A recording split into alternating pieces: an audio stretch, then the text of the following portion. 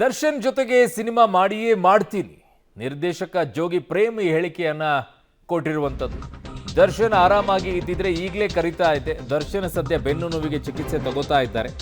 Cinema ಯಾವಾಗ ಶುರು ಮಾಡೋದು ಅಂತ ನೋಡಬೇಕು. ಅವರು ನಮ್ಮ ಕುಟುಂಬವೇ, ನಾವೆಲ್ಲ ಒಂದೇ ಕುಟುಂಬ, ಇಬ್ಬರು ಕೂಡ ಸಿನಿಮಾ ಮಾಡ್ತೀವಿ, ಅದರಲ್ಲಿ ಏನು ಡೌಟ್ ಇಲ್ಲ ಅಂತ ಪ್ರೇಮ್ ಹೇಳಿದ್ದಾರೆ. ಈಗ ನಿರ್ದೇಶಕ ಪ್ರೇಮ್ ಈ ಮಾತನ್ನ ಆಡಿರೋದು.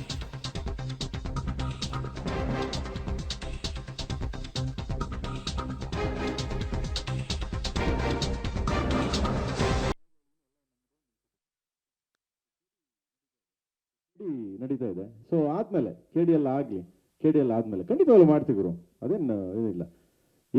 ಎಲ್ಲ ಸ್ನೇಹಿತರೆ, ಎಲ್ಲರೂ ಸ್ನೇಹಿತರೆ, ಎಲ್ಲ ಒಂದು ಕುಟುಂಬ. ನಾನು ಅವಾಗಲೇ ಹೇಳ್ದಂಗೆ ಒಂದು ಕುಟುಂಬ, ನಮ್ಮ ಚಿತ್ರರಂಗ ಒಂದು ಕುಟುಂಬ.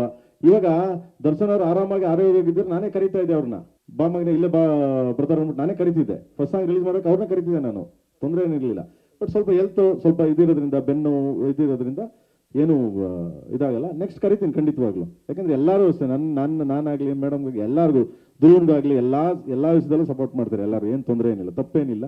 ಓಕೆ, ಎಲ್ಲ ಕುಟುಂಬ. ನಾನು ಅವಾಗಲೇ ಹೇಳಿದ್ದೀನಿ, ಎಲ್ಲ ನಮ್ಮದು ಒಂದು ಕುಟುಂಬ. ಓಕೆ, ಸೊ ಕೆಡಿ ನಡೀತಾ ಇದೆ. ಸೊ ಆದ್ಮೇಲೆ ಕೆಡಿಎಲ್ ಆದ್ಮೇಲೆ ಖಂಡಿತವಾಗ್ಲೂ ಮಾಡ್ತೀವಿ ಗುರು, ಅದೇನು ಏನಿಲ್ಲ. ಎಲ್ಲ ಸ್ನೇಹಿತರೆ, ಎಲ್ಲರೂ ಸ್ನೇಹಿತರೆ, ಎಲ್ಲ ಒಂದು ಕುಟುಂಬ. ನಾನು ಅವಾಗಲೇ ಹೇಳ್ದಂಗೆ ಒಂದು ಕುಟುಂಬ, ನಮ್ಮ ಚಿತ್ರರಂಗ ಒಂದು ಕುಟುಂಬ. ಇವಾಗ ದರ್ಶನ್ ಅವರು ಆರಾಮಾಗಿ ಆರೋಗ್ಯವಾಗಿದ್ದರೆ ನಾನೇ ಕರೀತಾ ಇದ್ದೆ ಅವ್ರನ್ನ, ಬಾ ಮಗನೇ ಇಲ್ಲೇ ಬಾ ಬ್ರದರ್ ಅಂದ್ಬಿಟ್ಟು ನಾನೇ ಕರಿತಿದ್ದೆ. ಫಸ್ಟ್ ಸಾಂಗ್ ರಿಲೀಸ್ ಮಾಡೋಕೆ ಅವ್ರನ್ನ ಕರಿತಿದ್ದೆ ನಾನು, ತೊಂದರೆ ಏನಿರಲಿಲ್ಲ. ಬಟ್ ಸ್ವಲ್ಪ ಹೆಲ್ತ್ ಸ್ವಲ್ಪ ಇದಿರೋದ್ರಿಂದ, ಬೆನ್ನು ಇದಿರೋದ್ರಿಂದ ಏನು ಇದಾಗಲ್ಲ. ನೆಕ್ಸ್ಟ್ ಕರಿತೀನಿ ಖಂಡಿತವಾಗ್ಲು. ಯಾಕಂದ್ರೆ ಎಲ್ಲರೂ ಅಷ್ಟೇ, ನಾನಾಗ್ಲಿ ಮೇಡಮ್ಗೆ ಎಲ್ಲರಿಗೂ, ಧ್ರುವನ್ಗಾಗ್ಲಿ ಎಲ್ಲ ವಿಷಯದಲ್ಲೂ ಸಪೋರ್ಟ್ ಮಾಡ್ತಾರೆ ಎಲ್ಲರೂ. ಏನು ತೊಂದರೆ ಏನಿಲ್ಲ, ತಪ್ಪೇನಿಲ್ಲ. ಓಕೆ, ಎಲ್ಲ ಕುಟುಂಬ. ನಾನು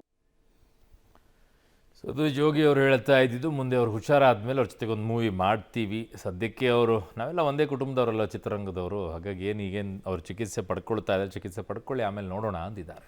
ಕೊಲೆ ಆರೋಪಿಯಾಗಿರುವಂಥ ನಟ ದರ್ಶನ್ ಈಗ ಮೈಸೂರಿನಲ್ಲಿ ಟ್ರೀಟ್ಮೆಂಟನ್ನು ಪಡ್ಕೊಳ್ಳೋಕೆ ಹೋಗಿದ್ದಾರಂತೆ, ಬೆನ್ನು ನೋವಿಗೋಸ್ಕರ.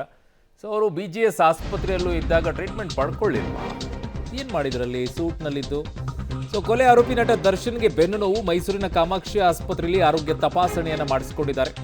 ಬೆನ್ನು ನೋವಿಗೆ ಸಂಬಂಧಪಟ್ಟಂತೆ ಆರೋಗ್ಯ ತಪಾಸಣೆಯನ್ನು ಮಾಡಿಸಿಕೊಂಡಿದ್ದಾರೆ. ಸೊ ಆರೋಪಿ ನಟ ದರ್ಶನ್ಗೆ ನಟ ಧನ್ವೀರ್ ಕೂಡ ಸಾಥನ್ನು ಕೊಟ್ಟಿದ್ದಾರೆ. ಅವರು ಯಾವಾಗಿದ್ರೂ ಕೂಡ ಜೊತೆನೇ ಇದ್ದಾರೆ. ಸೊ ಬೆನ್ನು ನೋವಿಗೆ ಸಂಬಂಧಪಟ್ಟಂತೆ ಈಗ ಆರೋಗ್ಯ ತಪಾಸಣೆಯನ್ನು ಮೈಸೂರಿನ ಕಾಮಾಕ್ಷಿ ಆಸ್ಪತ್ರೆಯಲ್ಲಿ ಮಾಡಿಸಿಕೊಂಡಿದ್ದಾರೆ. ಅವರ ಅಭಿಮಾನಿಗಳೆಲ್ಲ ಅಲ್ಲಿ ಸೇರ್ಕೊಂಡಿದ್ದಾರೆ.